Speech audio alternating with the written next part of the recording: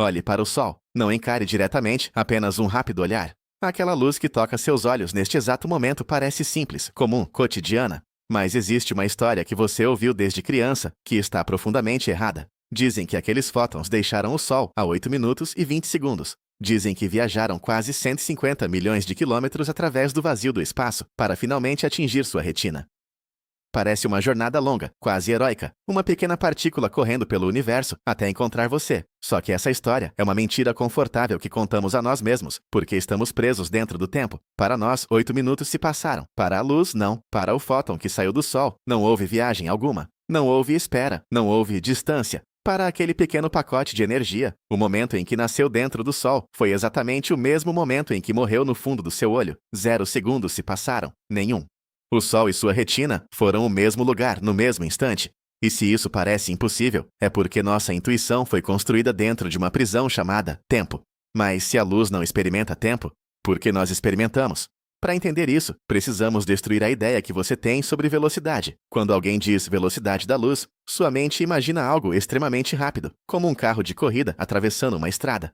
Você imagina um objeto indo do ponto A ao ponto B muito depressa. Mas essa imagem está errada desde o começo. A velocidade da luz, representada pela letra C, não é apenas uma velocidade. Ela é um limite da própria realidade. Imagine que você está caminhando para o norte. Você pode caminhar devagar, pode correr, pode acelerar o quanto quiser. Mas existe um limite. Você não pode ir mais ao norte que o norte.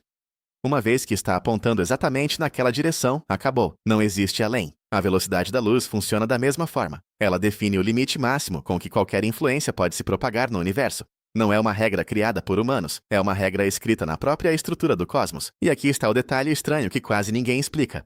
A luz não escolhe viajar nessa velocidade. Ela é obrigada.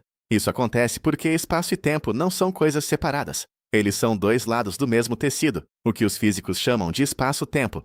E nesse tecido existe uma espécie de taxa de câmbio, como se fosse uma moeda universal. Em termos simples, um segundo de tempo corresponde aproximadamente a 300 mil quilômetros de espaço. Esse é o valor fixo do universo. Esse é o número que chamamos de C. Agora vem a parte realmente desconcertante. Tudo no universo está se movendo através desse tecido a exatamente essa velocidade combinada. Você, eu, este planeta, as estrelas. Todos estamos atravessando o espaço-tempo, a velocidade da luz, neste exato momento. Parece absurdo, mas pense assim, se você está sentado completamente parado na cadeira, todo o seu movimento está sendo usado para avançar no tempo. Você está se movendo rumo ao amanhã na velocidade máxima permitida pelo universo.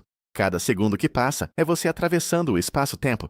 Mas quando você se levanta e começa a caminhar, uma parte dessa velocidade deixa de ser usada no tempo e passa a ser usada no espaço.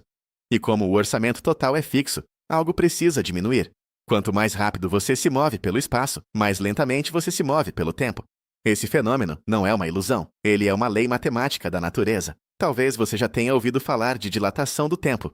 Normalmente ela é apresentada como uma curiosidade científica, algo interessante, mas distante da realidade. Na verdade, ela é profundamente perturbadora. Imagine que você tem um irmão gêmeo.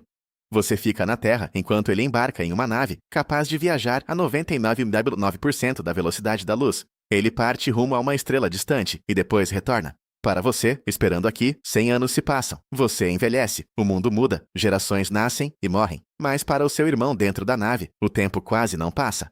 A viagem inteira parece durar apenas algumas semanas. Quando ele retorna, ainda é jovem. Enquanto isso, todos que ele conhecia envelheceram ou desapareceram. E isso não é ficção científica. Isso é uma consequência direta das equações da relatividade. E já vemos pequenas versões disso acontecendo todos os dias. Satélites de GPS orbitam a Terra em velocidades tão altas que seus relógios realmente desaceleram em comparação com os relógios na superfície. Engenheiros precisam corrigir isso constantemente. Caso contrário, os mapas errariam quilômetros em poucas horas. Mas vamos empurrar essa ideia até o limite. Se mover rápido desacelera o tempo. O que acontece quando algo se move exatamente à velocidade da luz? Nesse ponto, o tempo não apenas diminui, ele para completamente. Para qualquer coisa que viajasse a C, o tempo simplesmente deixaria de existir. Não haveria antes nem depois. Não haveria espera. Mas isso cria um paradoxo estranho. Velocidade é distância dividida pelo tempo. Se o tempo é zero, como algo poderia atravessar qualquer distância? Como a luz consegue cruzar o universo se não existe tempo para fazê-lo? A resposta é ainda mais estranha. Porque a mesma velocidade que destrói o tempo também destrói o espaço. Esse fenômeno é chamado de contração do comprimento. Quando um objeto se move extremamente rápido, as distâncias na direção do movimento começam a encolher. Não é uma ilusão visual, a própria realidade se comprime. Imagine ver a Terra passando ao seu lado, a quase a velocidade da luz. Nosso planeta não pareceria uma esfera. Ele se tornaria achatado, quase como uma moeda. A distância entre o Polo Norte e o Polo Sul diminuiria drasticamente. Os átomos seriam comprimidos na direção do movimento. Isso parece impossível, mas é exatamente o que as equações da relatividade prevêem. Agora, aplique essa ideia ao universo inteiro. Para um astronauta viajando a velocidades próximas da luz, as estrelas à frente não estariam a dezenas de anos-luz de distância. O próprio espaço se contrairia. A jornada se tornaria muito menor. Quanto mais rápido você se move, mais o universo à sua frente se dobra e encurta. E então chegamos ao limite absoluto. Quando algo atinge exatamente a velocidade da luz, essa contração se torna total. A distância na direção do movimento se reduz a zero. Para um fóton, não existe separação entre ponto de partida e ponto de chegada. O universo inteiro colapsa em um único ponto de contato. Isso significa que, do ponto de vista da luz, não existe jornada alguma. O momento em que ela nasce e o momento em que é absorvida acontecem simultaneamente. Quando um fóton surge no interior do Sol e depois atinge seu olho, esses dois eventos são o mesmo instante para ele. Para nós, 8 minutos se passaram. Para ele, nenhum. Isso muda completamente a forma como pensamos sobre luz. Normalmente imaginamos um fóton como uma pequena bala atravessando o espaço. Mas talvez isso esteja errado. Talvez a luz não esteja viajando através do espaço. Talvez ela esteja conectando dois eventos no espaço-tempo. Quando um elétron dentro do Sol perde energia, outro elétron no seu olho ganha energia. O fóton é simplesmente a ligação entre esses dois acontecimentos. Ele não carrega energia, como um caminhão transportando carga por uma estrada. Ele é o próprio processo de transferência. É como um aperto de mãos entre dois pontos do universo. Essa perspectiva também explica algo curioso: a cor da luz. Vermelho, azul, amarelo. Normalmente pensamos que a cor é uma propriedade do próprio fóton, mas na verdade ela depende da relação entre quem emite a luz e quem a observa. Quando uma estrela se afasta de nós, sua luz parece mais vermelha. Quando se aproxima, parece mais azul.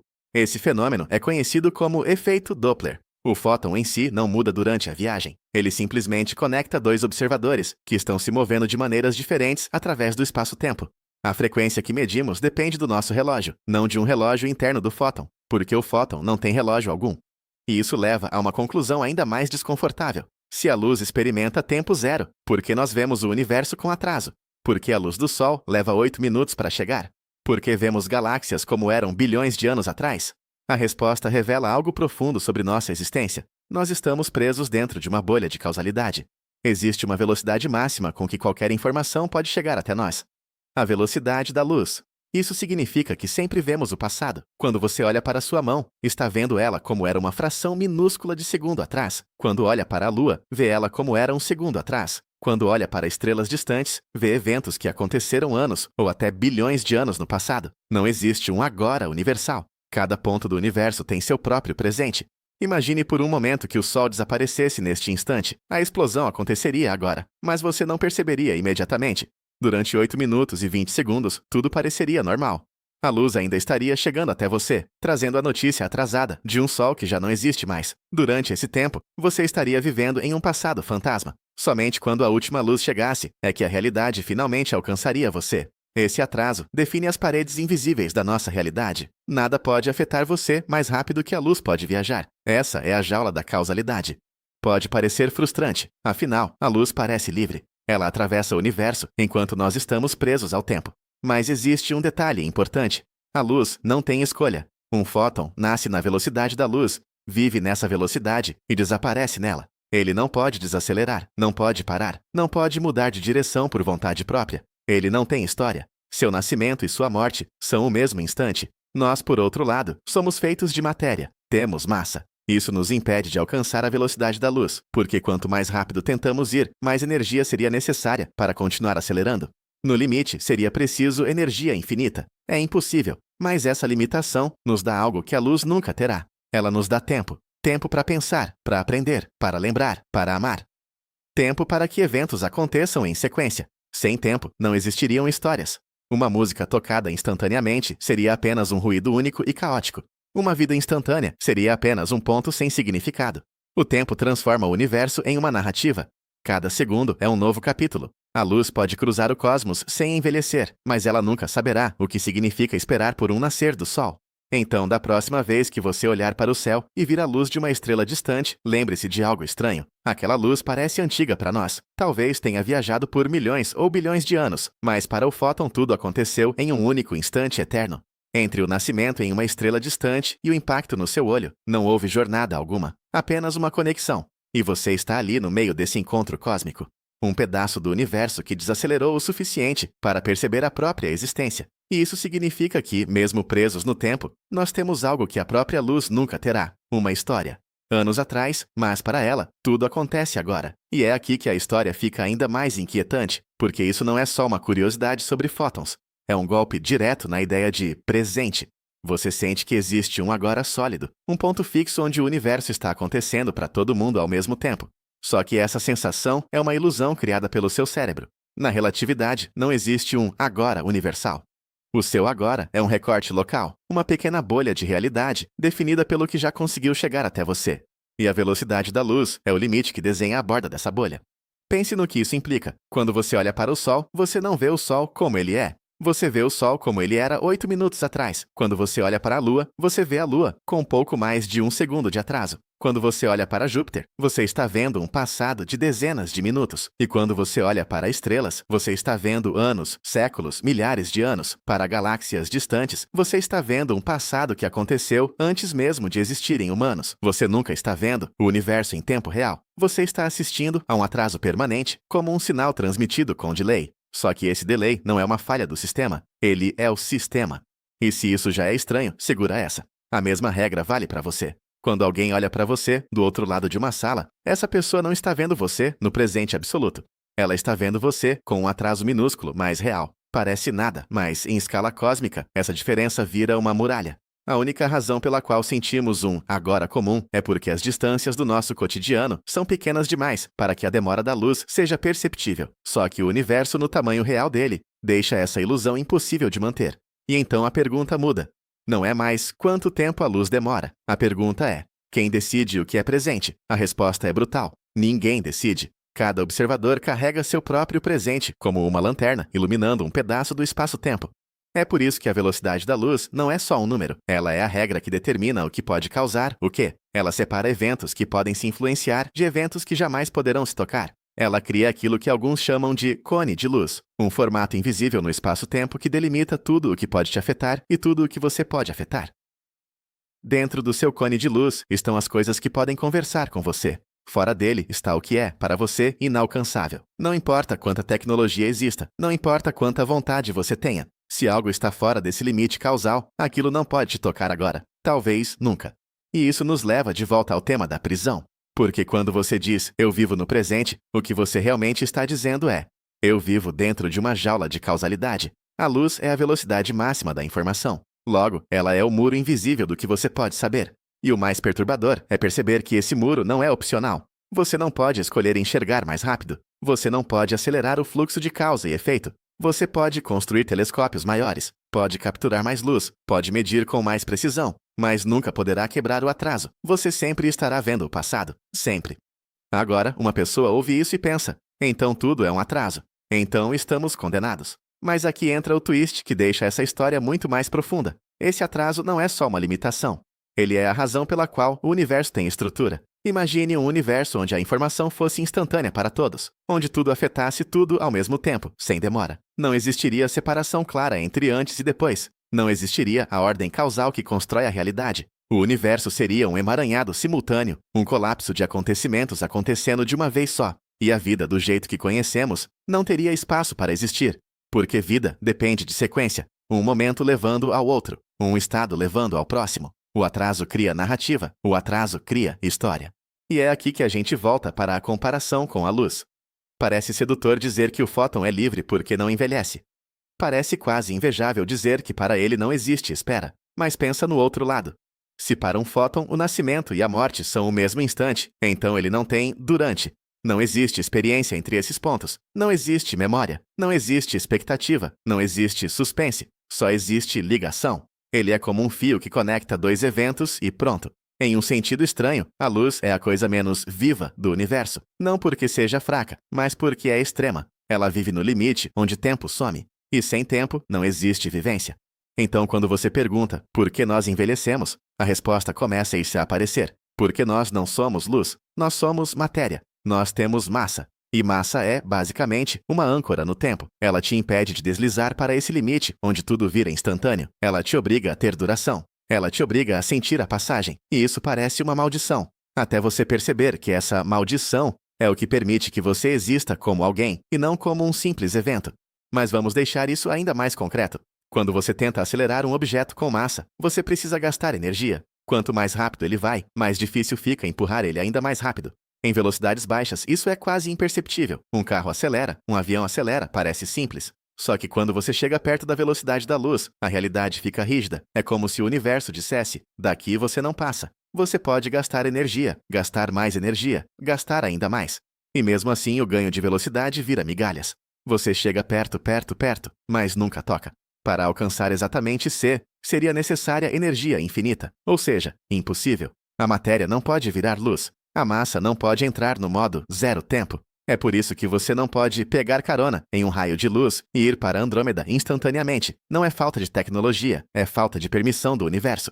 E aí vem um pensamento que dá um frio na barriga. Se a luz não pode parar, então talvez ela não seja livre. Ela é obrigada a ser o que é. Ela não escolhe. Ela não pode ir devagar. Ela não pode descansar. Ela não pode hesitar. Ela não pode explorar. Ela não tem alternativa. Ela é como uma flecha que só existe enquanto conecta arco e alvo. E para ela, não existe o voo como experiência. É por isso que dizer "a luz viaja" é, no mínimo, uma forma humana de contar a história. A luz não viaja do jeito que nós entendemos viagem. Porque viagem, para nós, é processo, é caminho, é durante. A luz não tem durante.